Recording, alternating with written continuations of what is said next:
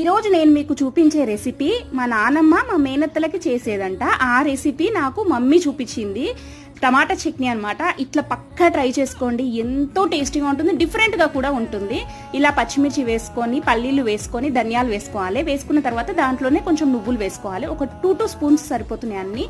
So దాంట్లో కొంచెం మనము పసుపు వేసుకున్న తర్వాత మళ్ళీ ఒక 2 స్పూన్స్ కొబ్బరి వేసుకోవాలి. వేసుకున్న తర్వాత కొంచెం మనం కొత్తిమీర వేసుకొని దాన్ని గ్రైండ్ చేసి పక్కన పెట్టుకోవాలి. పెట్టుకున్న తర్వాత మనం ఇప్పుడు ప్యాన్ పెట్టుకొని పోపు వేసుకోవాలి. పోపు వేసుకున్న తర్వాత ఆనియన్స్ వేసుకోవాలి. ఇవి కొంచెం మగ్గిన తర్వాత మనము టమాటాలు వేసుకోవాలన్నమాట. ఇవి మొత్తం దగ్గరకు వచ్చే వరకు మనం వేయించేసుకోవాలి. మనకి ఇవి ఆనియన్స్ మంచిగా బ్రౌన్గా అయిన తర్వాత మనం టమాటాలు వేసుకోవాలి. ఇవి మొత్తం దగ్గరికి రావాలన్నమాట. కొంచెం బెల్లం వేసుకోవాలి. ఇవి మొత్తం దగ్గరకు వచ్చిన తర్వాత మనము గ్రైండ్ చేసుకున్నాం కదా, ఆ మిక్స్చర్ని దీంట్లో కలిపేసుకోవాలి. ఎంతో టేస్టీగా ఉంటుంది అండ్ డిఫరెంట్గా ఉంటుంది, చాలా బాగుంటుంది. చపాతీలోకి, అన్నంలకి